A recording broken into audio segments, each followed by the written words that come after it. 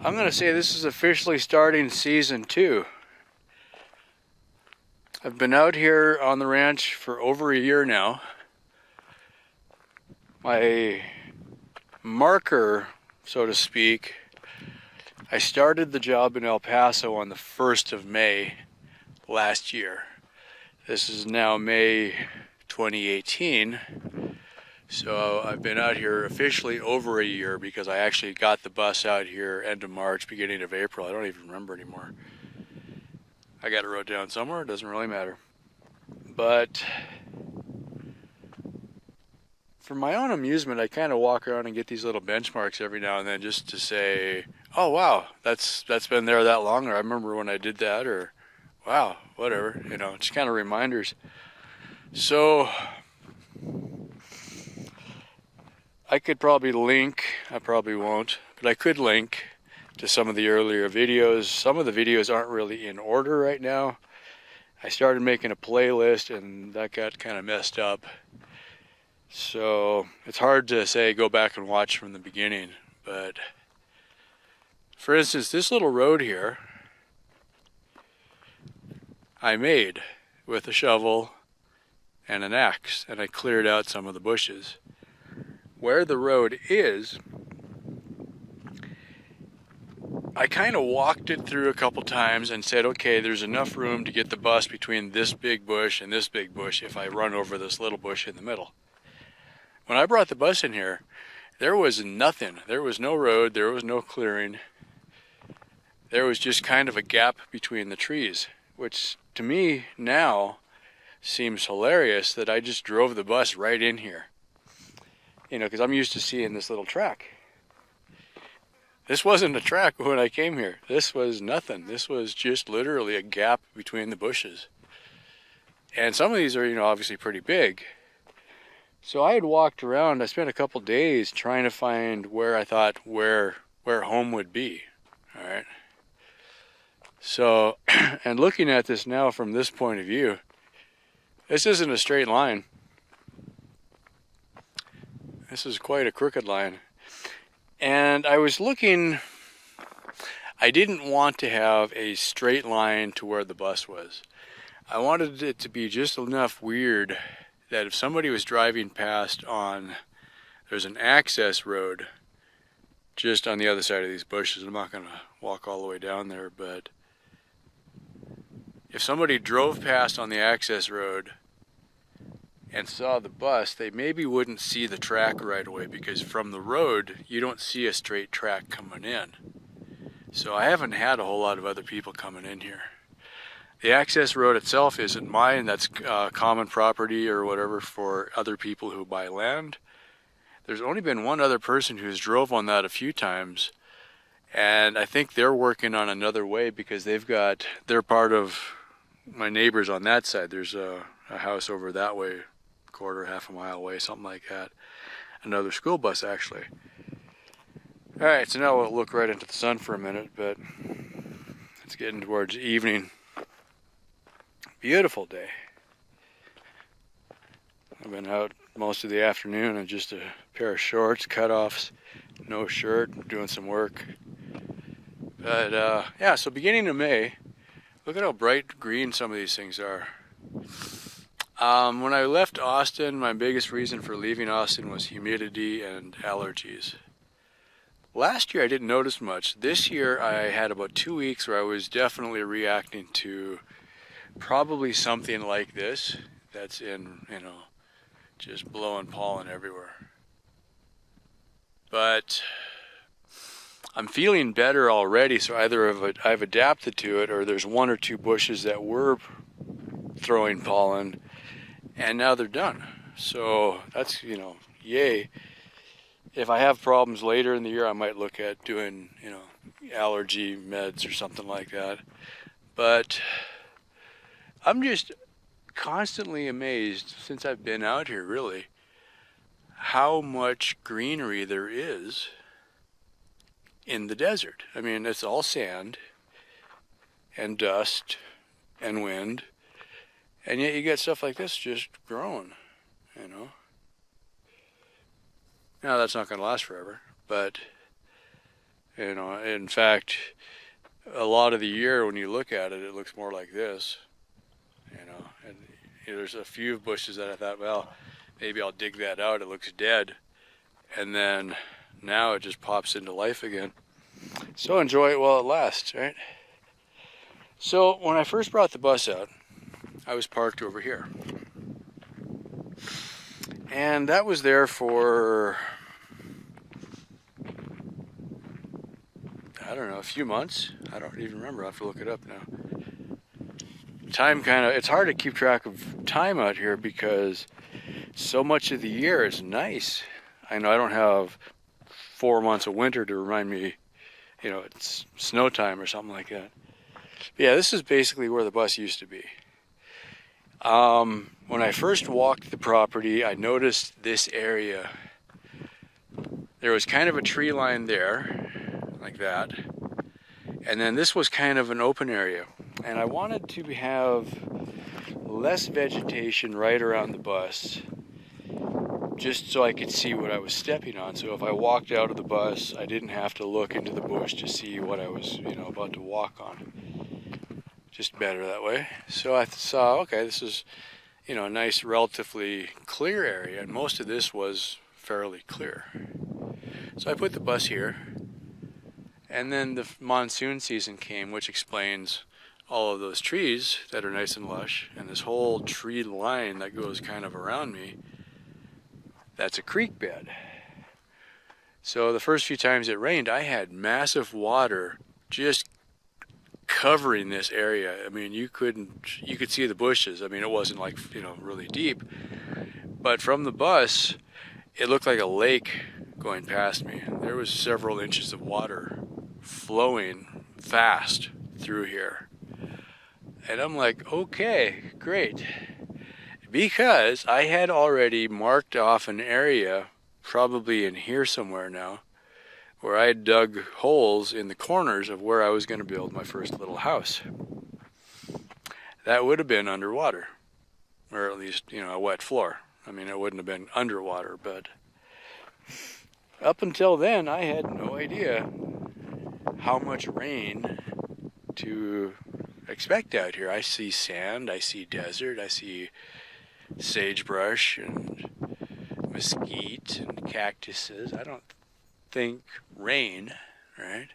Although I do see palm trees. Maybe they need some water, right? I didn't know. Haven't got a clue.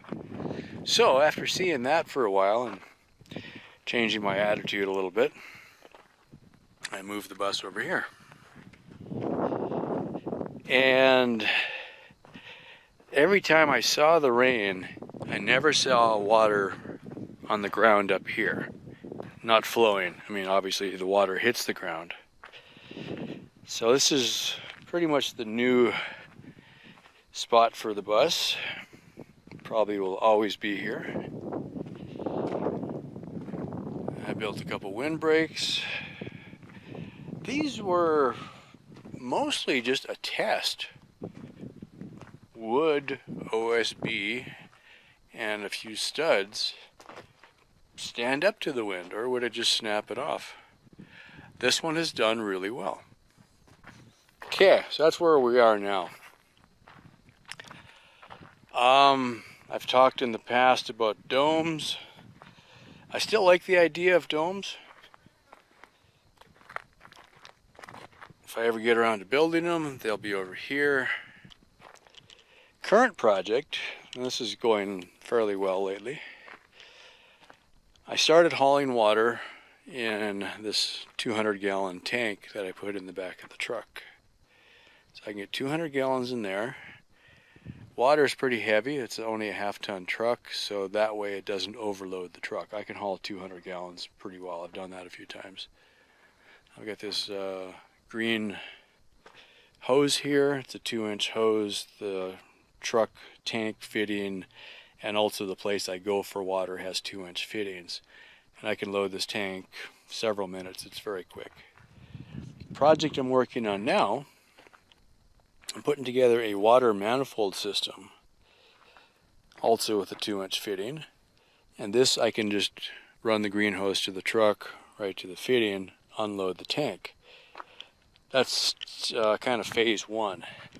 Phase two, I'm laying this out now. I'm making a manifold system that will feed eventual tanks that I am planning to build out of concrete.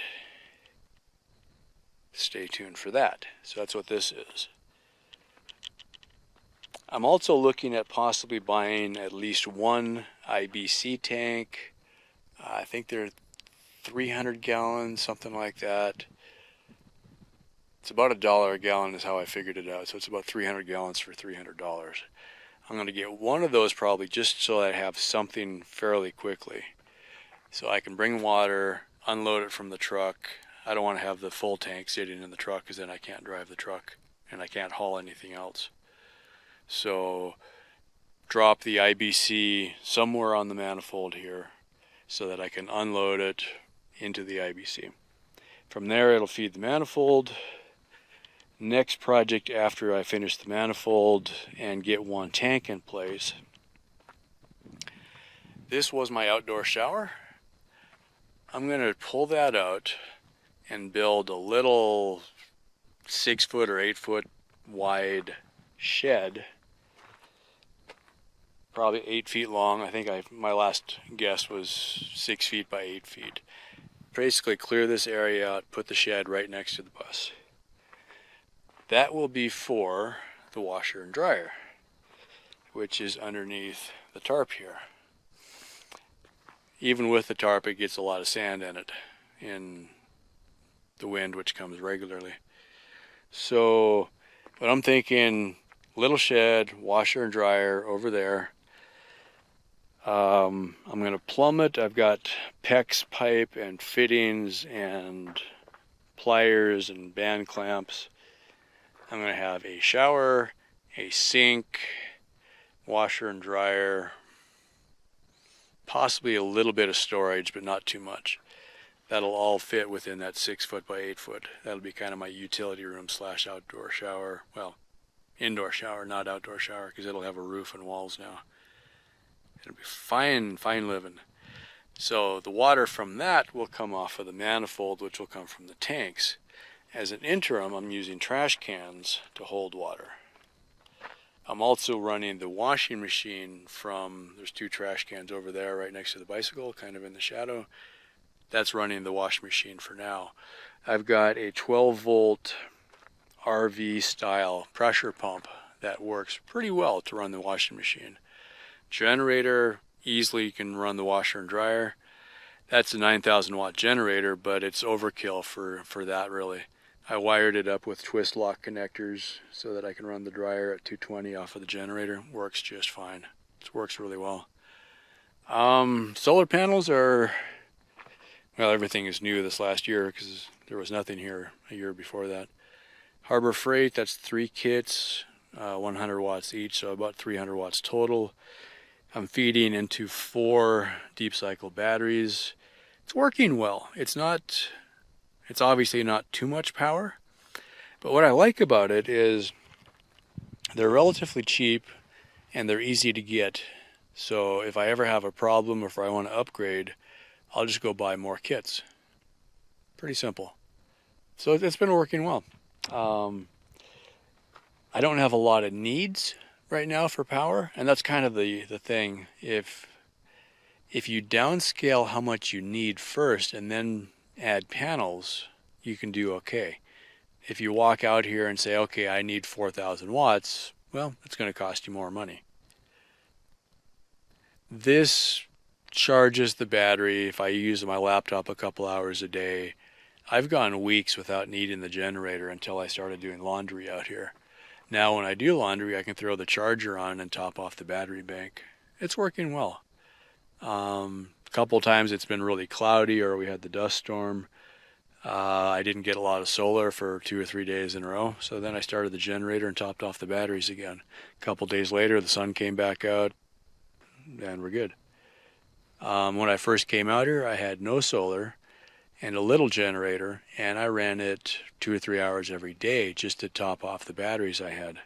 So it's kind of a process, but my recommendation on that start small and see what you need. Generator and gas are very cheap compared to solar and batteries. That's roughly, I think they're $150 a kit if you get them on sale. So say $450 worth of solar for 300 watts. Batteries are about $100 a piece at Walmart. I got the biggest deep cycle battery Walmart regularly stocks, wired in parallel for 12 volts for more amp hours.